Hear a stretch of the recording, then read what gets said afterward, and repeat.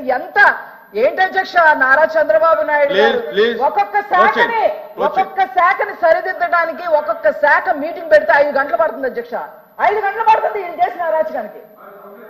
అవన్నీ తెలుసుకొని మీరు మాట్లాడాలని చెప్పి సందర్భంగా తెలియజేస్తూ ఈ బడ్జెట్ ని ఆమోదించాలి, హర్షధ్వానాలు వాళ్ళు ప్రకటించాలని చెప్పి సందర్భంగా చెప్తూ నేను సెలవు తీసుకుంటున్నాను అధ్యక్ష. Thank you. మొండుతోక అరుణ్ కుమార్ గారు.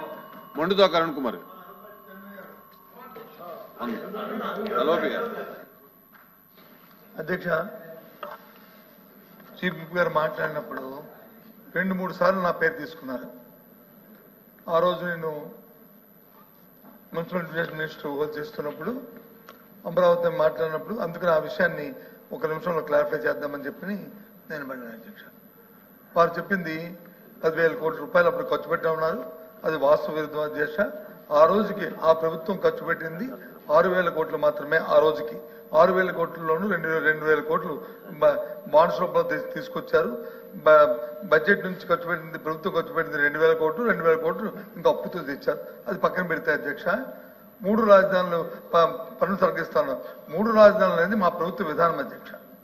ఆ రోజు మా పార్టీ విధానం, మా ప్రభుత్వ విధానం 3 రాజధానులు. అలాగే అమరావతిలో ఉన్న ఈ ప్రాంతాన్ని కూడా ఇక్కడ శాసన రాజధాని పెట్టి అభివృద్ధి చేయాలనేది మా పార్టీ విధానం అధ్యక్ష. దాంట్లో ఏ విధమైన డిస్ప్యూట్ లేదు, ఏ విధమైన అభిప్రాయ భేదం లేదు. ఆ ప్రకారం ఆ రోజు చేశాం అధ్యక్ష. ఆ రోజు చెప్పిన తర్వాత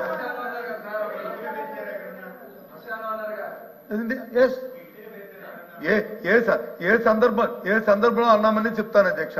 ఇప్పుడు చెప్పారు కదా, మళ్ళీ నా నోటితో చెప్పడానికి అవసరం లేదు. కానీ మీరు అన్నారు కాబట్టి చెప్తున్నాను, మీరు అడుగుతున్నారు కాబట్టి చెప్తానని. ఆ రోజు వచ్చి చూడడానికి వస్తానని ప్రభుత్వంలో పెద్దలు ఆ రోజు మాజీలు వచ్చి చెప్తే ఏముంది, ఇక్కడ 3 సంవత్సరాలు అయింది అమరావతి దాన్ని ప్రారంభించారు. 1,19,000 కోట్ల రూపాయలతో వచ్చి బడ్జెట్ తో పెట్టి సుమారు 6,000 కోట్ల రూపాయలు కూడా ఇంకా ఖర్చు పెట్టగా దాని నుంచి ఆ రకంగా శ్మశానాలుగా దాని నుంచి ఏం చూడడానికి వస్తారయ్యా, దాన్ని ఏంటి చేస్తారు అని చెప్పి అన్నాను అధ్యక్ష. అన్నాను, చెప్తాను, అనలేదు అనట్లేదు కదండి. ఆ సందర్భం అది, ఆ సందర్భం అన్నా. కూర్చోమ్మా,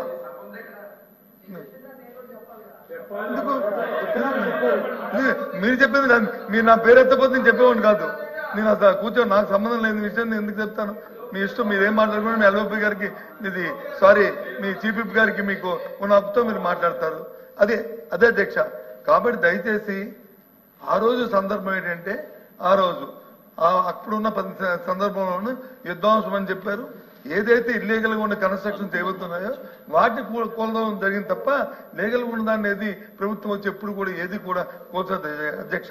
ఈ సభ ద్వారా గౌరవ సభ్యులు కూడా తెలియజేస్తాను, దయచేసి మా ప్రభుత్వ విధానం 3 రాజధానులు. అదే విషయాన్ని నేను మళ్ళీ చెప్పాను, అదే చెప్తున్నాను కూడా అధ్యక్ష.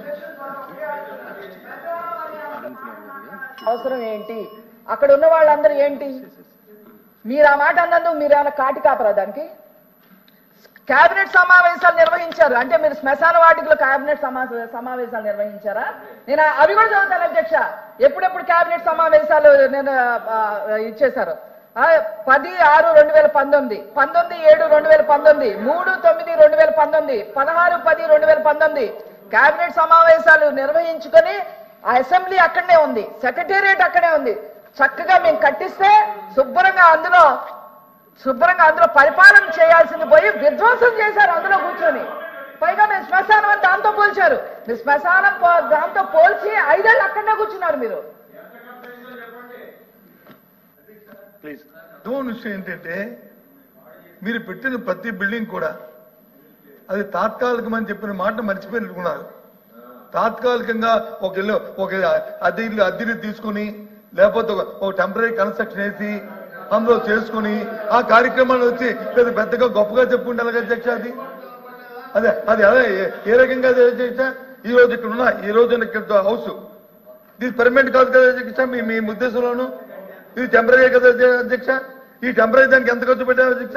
స్క్వేర్ ఫుట్ గా ఆ రోజు 10,500 రూపాయలు ఖర్చు పెట్టాము అధ్యక్ష. 10,500 రూపాయలు ఆ రోజు ఖర్చు అయింది. మీ లెక్కల్లో చూసుకోండి, మీ దగ్గర ఉన్న రికార్డు. నేను ఏం చెప్తాను, అబద్ధం కాదు. అయినప్పుడు కూడా దాని గురించి మాట్లాడలే, నేను దాని గురించి మాట్లాడలే. మీరు స్పష్టమైన మాటకి నేను చెప్పాను. ఏది ఆ రోజున్న సందర్భం ఏంటంటే, మీరు వచ్చి చూడడానికి వస్తుంటే ఏం చూస్తారా, ఇక్కడ ఏం లేదు, ఇక అధికారం ఉన్నప్పుడు నుంచి కట్టలేదు, 3 సంవత్సరాలు వృధా చేశారు, 6,000 కోట్లు మాత్రమే ఖర్చు పెట్టారు 1,19,000 కోట్లకిను. కాబట్టి ఈ సందర్భంలో ఏం చేస్తారని అనే మాట మాత్రం చెప్పిన మాట వాస్తవం. దానికి ఇప్పటికే కట్టుబడి ఉన్నాను.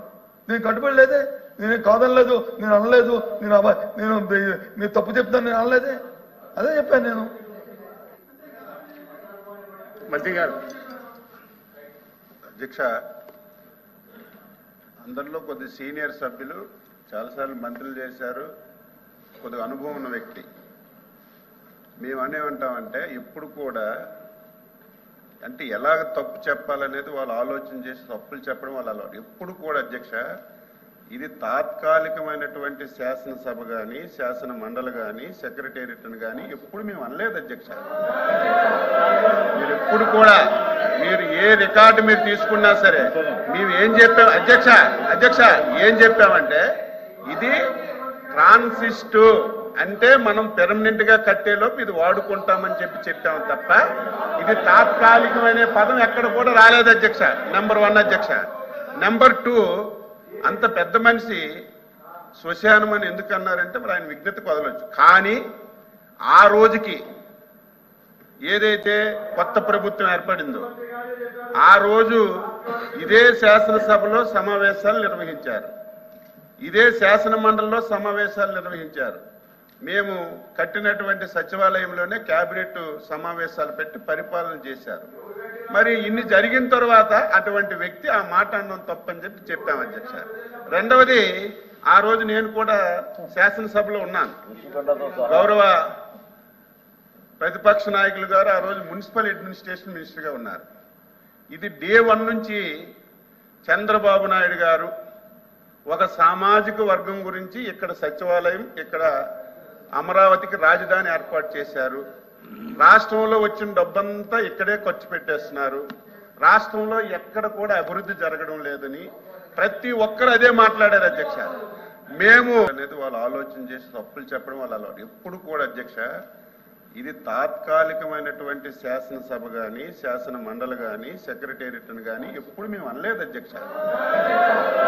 మీరు ఎప్పుడు కూడా మీరు ఏ రికార్డు మీరు తీసుకున్నా సరే మేము ఏం చెప్పాం అధ్యక్ష ఏం చెప్పామంటే ఇది ట్రాన్సిస్ట్ అంటే మనం పెర్మనెంట్ గా కట్టేలోపు ఇది వాడుకుంటామని చెప్పాము తప్ప ఇది తాత్కాలికమైన పదం ఎక్కడ కూడా రాలేదు అధ్యక్ష.